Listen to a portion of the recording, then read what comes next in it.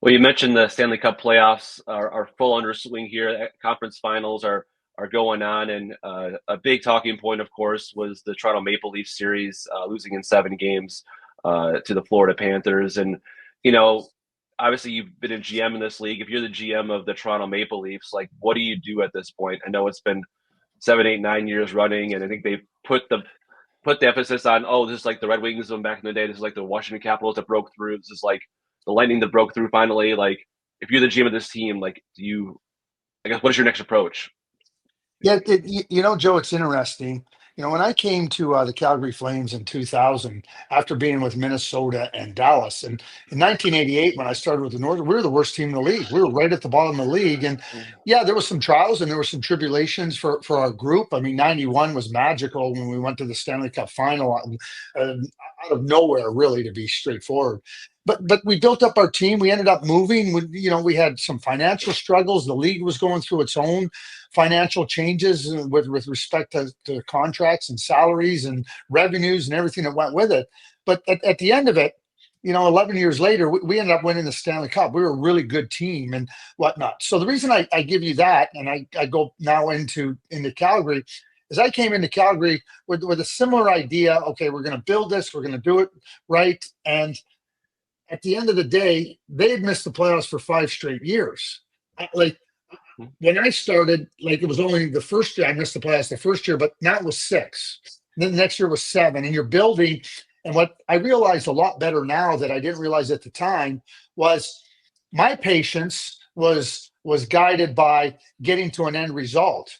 The league and the business of the league had been changing so drastically, and now the owner's patience wasn't the same as mine. And Mm-hmm. I think the reason I tell that story is because Brad Treliving's only got 2 years under his belt.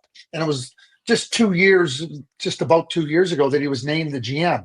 So he's dealing with 9 years, but he's only been able to deal with it for 2.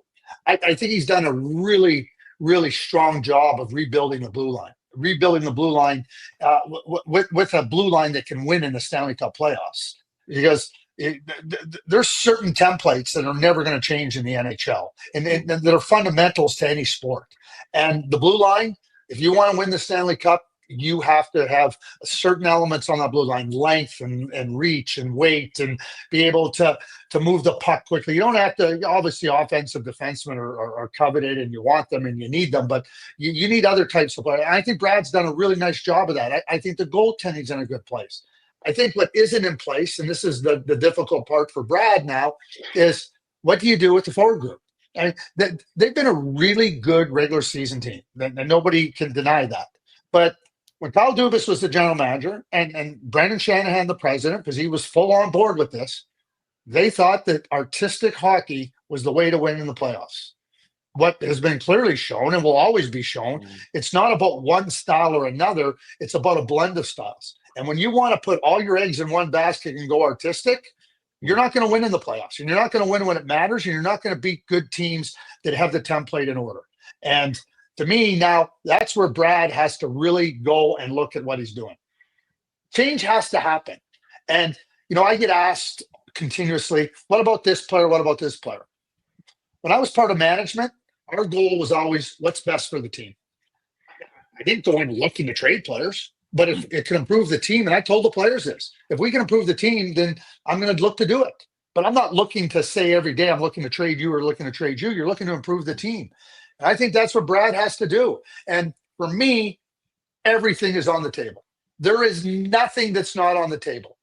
And Joe Thornton, who was the first overall pick in 1997, got traded by the Boston Bruins to San Jose Sharks. He also went on that year to win the Hart Trophy. And you don't think that's not painful for the Boston Bruins at that particular moment in time? But they knew they had to change things. It wasn't about Joe. They just had to look at doing things differently with a different group of players. They won the Cup in 2011. So I think that Brad Treliving has to look at it exactly the same way. Nothing is off the table. No player, no consideration is off the table in trying to improve the team, unless ownership comes out and says, we're very happy being a good regular season team. We like the artistry that they perform on the ice. And if we happen to win in the playoffs by some kind of fluke, we'll take it.